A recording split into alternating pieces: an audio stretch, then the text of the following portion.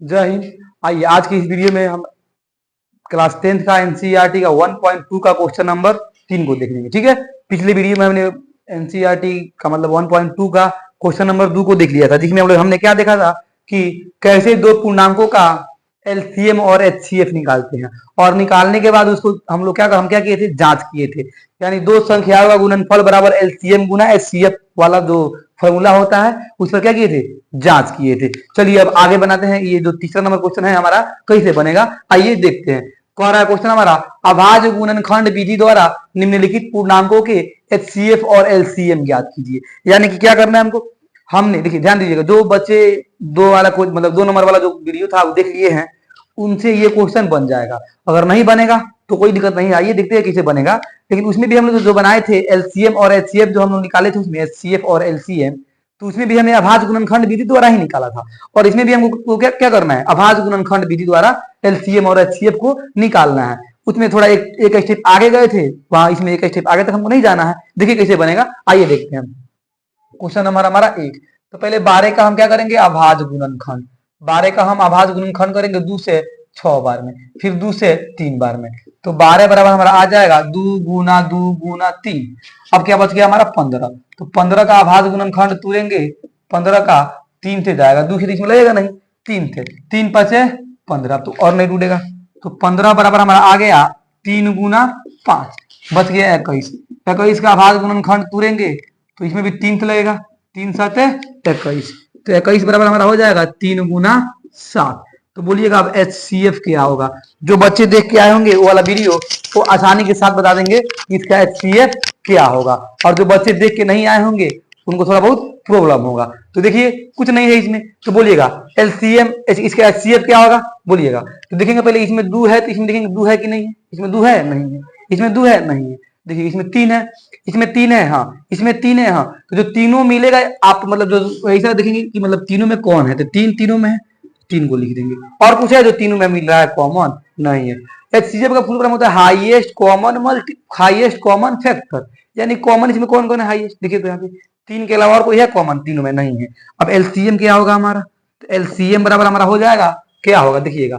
तो है देखिए हाई 2 है, पहले 3 तो मिल रहा है सब में, तो 3 को लिख देते हैं, हाई 2 है। और कहीं और इसमें 2 दिख रहा है, नहीं दिख रहा है, फिर भी यहाँ 2 लिख देंगे, हाई 2 है।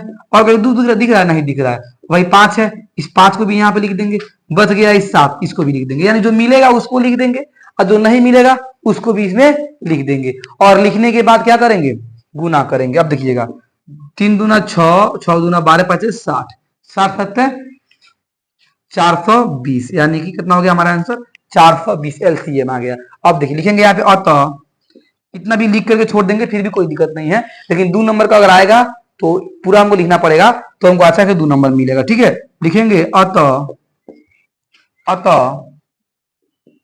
12, 15 तथा 21 का एलसीएम बराबर 420 तथा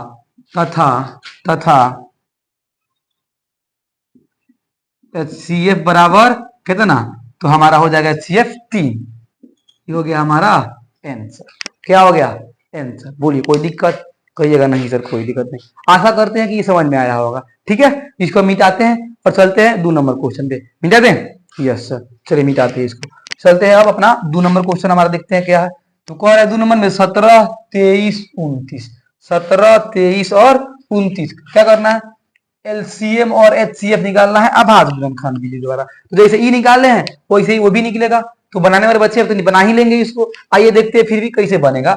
तो 17 का पहले तोड़ेंगे अभाज्य गुणनखंड, 17 का, तो 17 में 2 से तो लगेगा नहीं, 3 से भी नहीं लगेगा, 5 से भी नहीं लगेगा, 7 से भी नहीं लगेगा, 11, 13 से भी नहीं लगेगा, 13 से भी नहीं लगेगा, 13 से भी नहीं लगेगा। तो क्या करेंगे, 17 से लगाएंगे, 17 से लगाएंगे, 17 से कितना बार में, एक बार में। तो 17 बराबर हमारा हो जाएगा 17 गुना 1, 17 गुना 1। अब क्या आया हमारा 23 यानी कि 23।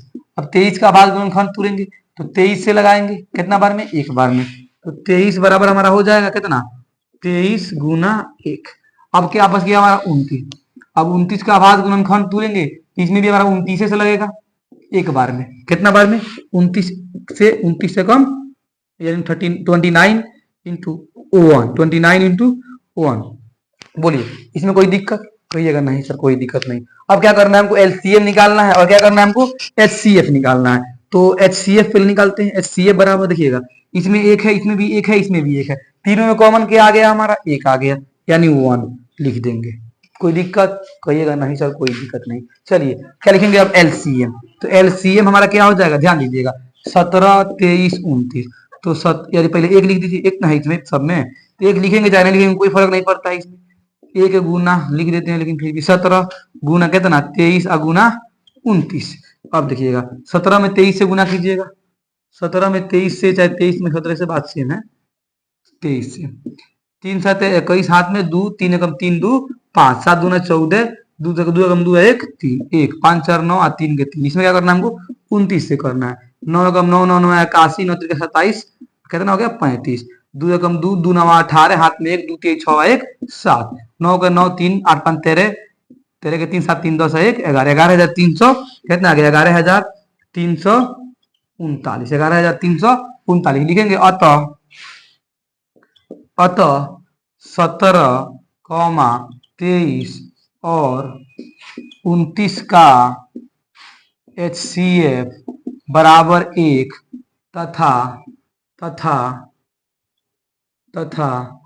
LCM बराबर 11,339, 11,339, 11,339 आंसर। बोलिए कोई दिक्कत? कहिएगा नहीं सर कोई दिक्कत नहीं। आशा करते हैं कि ये भी आपको समझ में आया होगा समझ में। चलिए अब इसको भी क्या करते हैं, मिटाते हैं और अपना आते हैं क्वेश्चन नंबर 3 की तरफ। ठीक है, चलिए मिटाते हैं इसको मिटा दिए। ठीक है, तो अब क्वेश्चन नंबर 3 में हमारा क्या है, 8 9 और 25, 8 9 और 25, 8 9 और 25 का क्या करना है हमको, अभाज्य गुणनखंड विधि द्वारा लसअ और मसअ यानी एलसीएम और एचसीएफ क्या करना है, फाइंड करना है, ज्ञात करना है, फाइंड करना है यानी कि ज्ञात करना है। चलिए 8, तो 8 का अभाज्य गुणनखंड तुरेंगे 2 से 4 बार में, फिर 2 से 2 बार में, तो 8 बराबर हमारा हो गया 2 गुना 2 गुना 2। अब क्या आया हमारा 9, 9 का तुरेंगे 3 से 3 बार में, 3 से 3 बार में, तो 9 बराबर हो जाएगा हमारा कितना, 3, क्या हो जाएगा हमारा 3 गुना 3। अब क्या बच गया हमारा 25, 25 का तोड़ेंगे कितना से, 5 से 5 बार में, तो 25 बराबर नंबर हो जाएगा 5 इंटू 5 इंटू 5।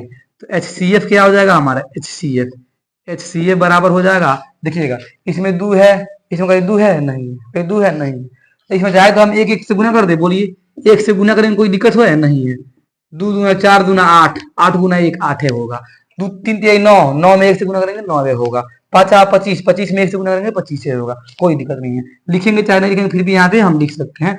HCF कितना हो गया हमारा, 1 हो गया, कितना हो गया HCF 1।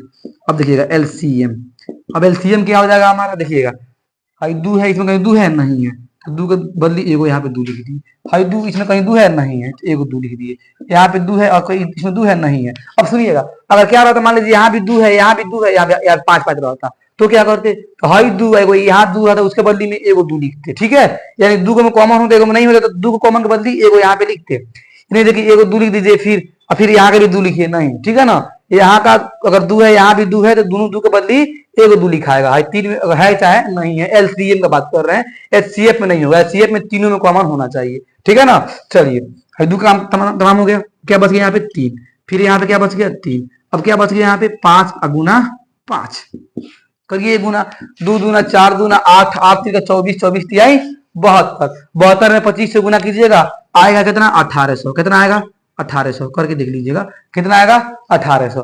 तो बोलिए हमारा ये LCM भी आ गया, हमारा HCF भी आ गया, तो लिखेंगे अतः कितना कितना 8,9 और 25 का HCF बराबर 1 तथा LCM बराबर 1800। बोलिए कोई दिक्कत, कहिएगा नहीं सर कोई दिक्कत नहीं, कोई परेशानी नहीं सर कोई परेशानी नहीं। चलिए आशा करते हैं कि आज का टॉपिक आपको अच्छा से समझ में आया होगा। तो आज के इस वीडियो में बस इतना ही, मिलते हैं आपसे जल्द ही नेक्स्ट वीडियो में और नेक्स्ट क्वेश्चन के साथ। तो तब तक के लिए आप अपना ख्याल रखिए, जय हिंद।